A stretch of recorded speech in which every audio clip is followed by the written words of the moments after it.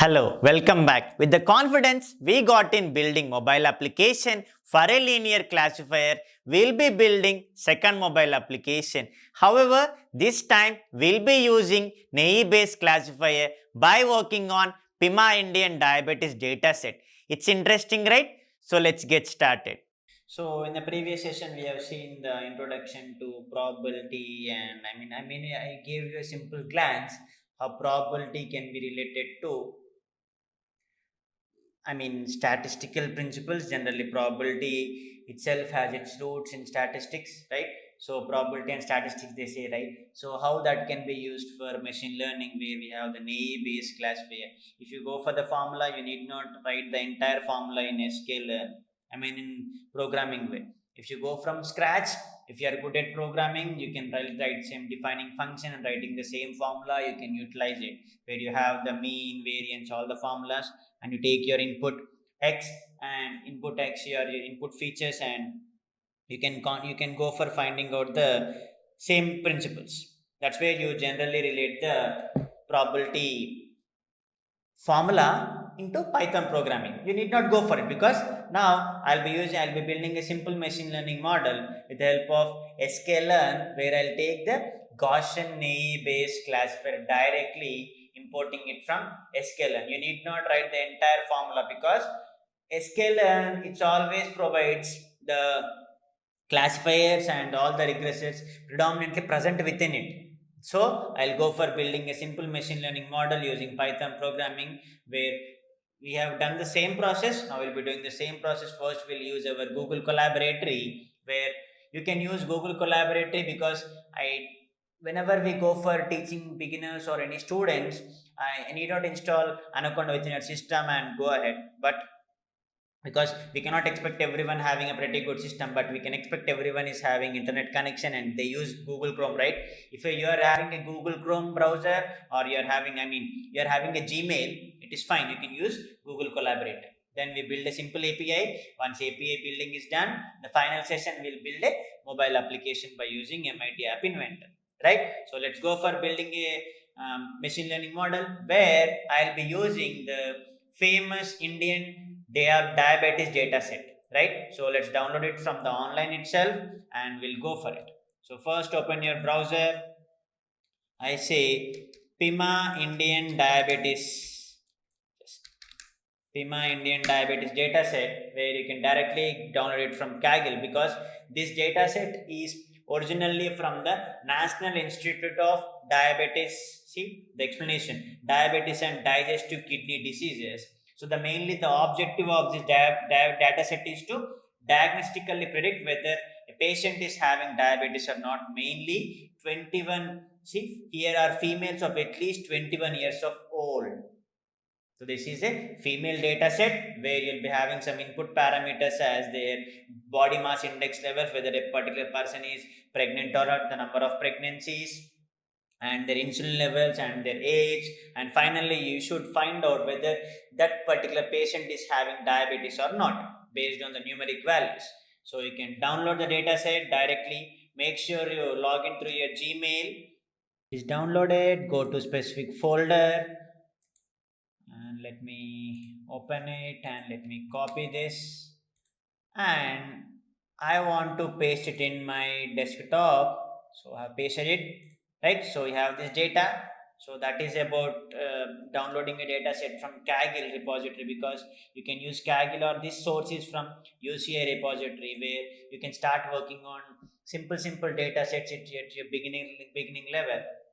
So one of the famous data sets is PIMA Indian Diabetes Database, where your target is to diagnostically predict whether a patient is having diabetes or not. So based on the input features, what are the input features you are having?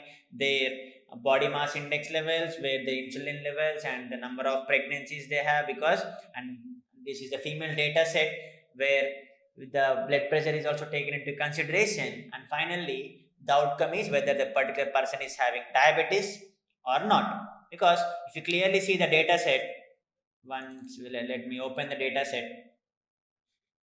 Once you open the data set, you can see the outcome as numeric, that is 1 or 0. 1 in the sense that means this particular person is having diabetes.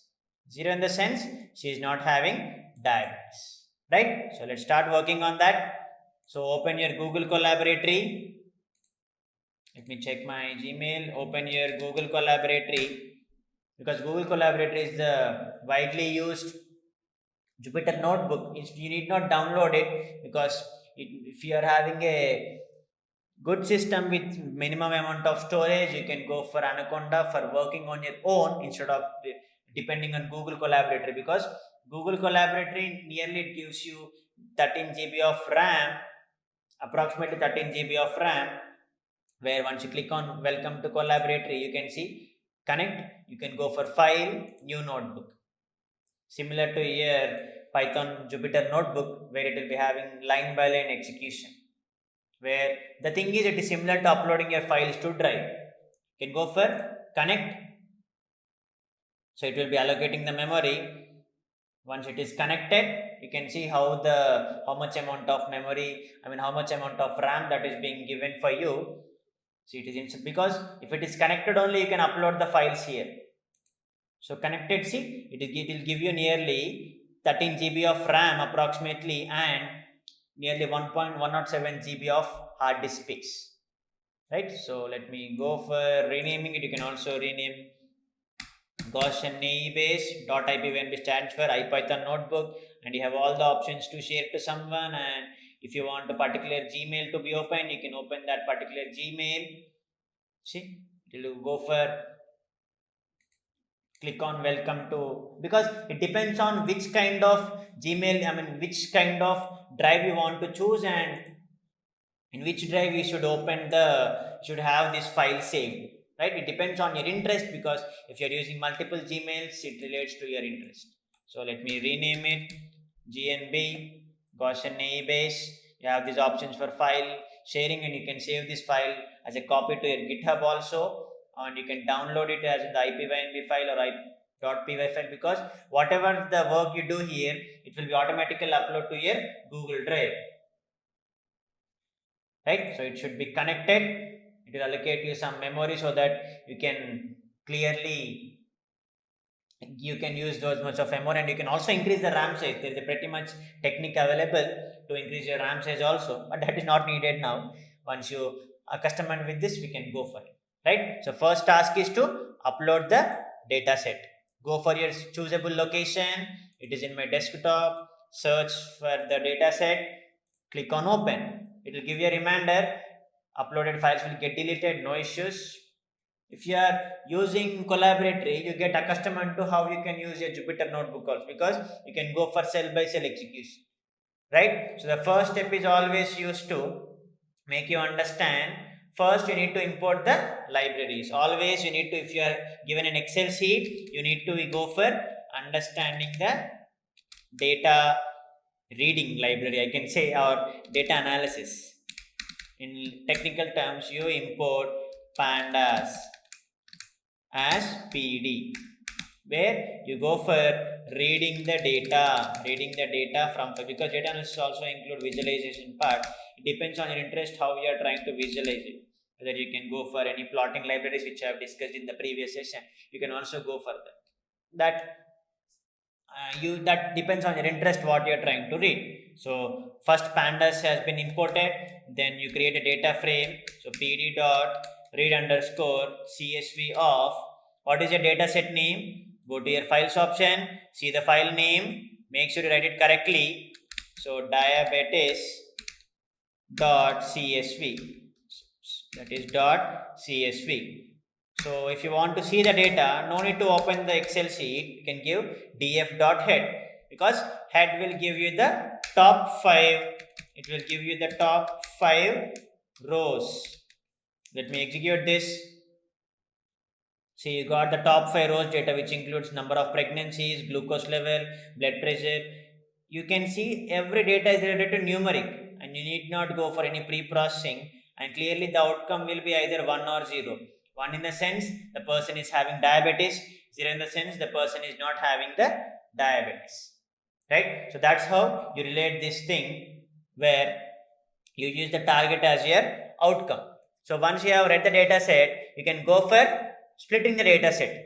But before going for splitting the data set, you need to make some analysis on the data. So first finding out the shape of the data, some analysis for finding out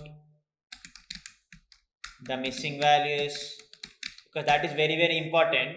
How can you do it? What is your data frame name here? df. So you go for df dot is null, where it gives you the whether your data set is having null values or not. I mean whether it is filled with values or empty, where it gives you the output as false everywhere, because wherever you're having false, that means in that particular row the data is full.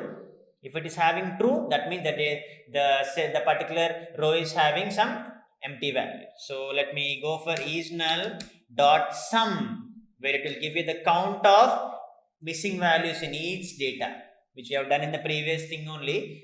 For surprising, you don't have any missing values here. That is the reason I wanted you to understand how PIMA Indian diabetes data set can be used as a beginner, where you can work on, where you can use those, right? So df dot is null dot sum will always give you the count of the missing values within the data set, which is very very important, where we can use it for, because these steps remain same for any kind of data. Don't worry about that. So if you want to find out the shape, you always have df dot shape. I mean number of rows, number of columns. Number of columns are 9 and number of rows are 768. Right? So you have seen that, and you can, if you want number of, different columns, you have. That is the reason I always say, if you are good at Python programming and relating the packages, machine learning looks a gameplay, right? Where you just use the sklearn principles and you try to relate them. That is the only difference. Analysis part is done. Then you go for dividing your data set. Dividing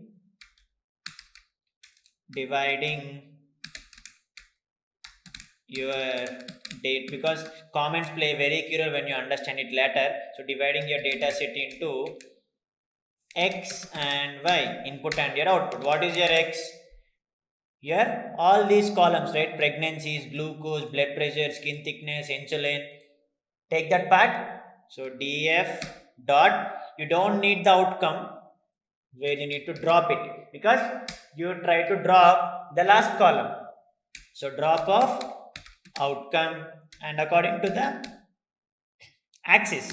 What is your axis? That is 1. Axis 1 in the sense that is a column. You take up y is equal to df of, what is your target you should take here?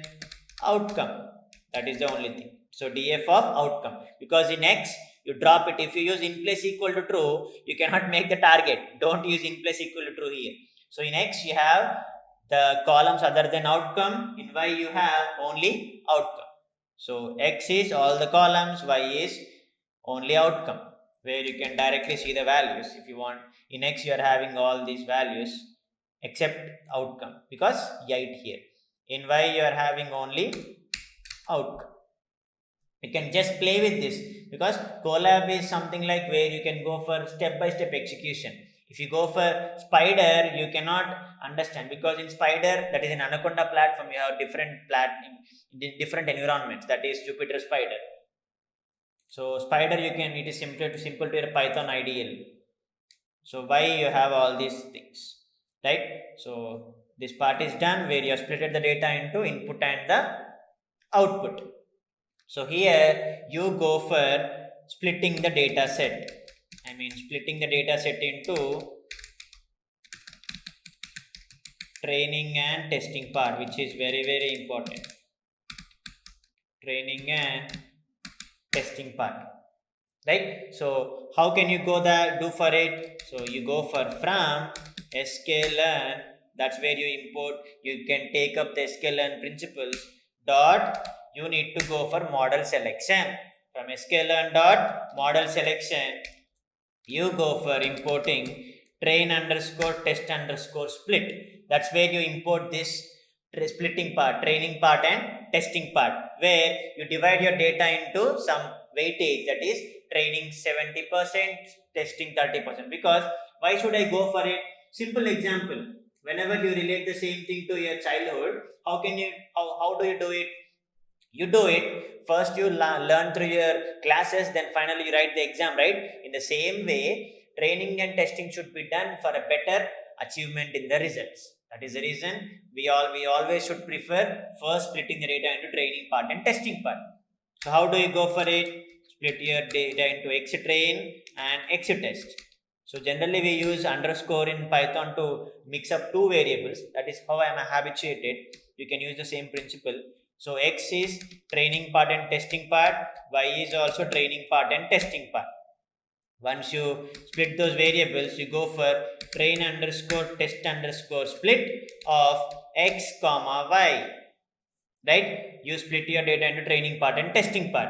But before understanding the principles of training part and testing part, let me make you some simple example where I'll make you understand how training part and testing part splitting will play a very key role for your understanding, because in that training part and testing part you have a simple principle called as random state that you need to understand. So let me give a simple example before executing that. So random state is basically, it is used for reproducing your problem same every time.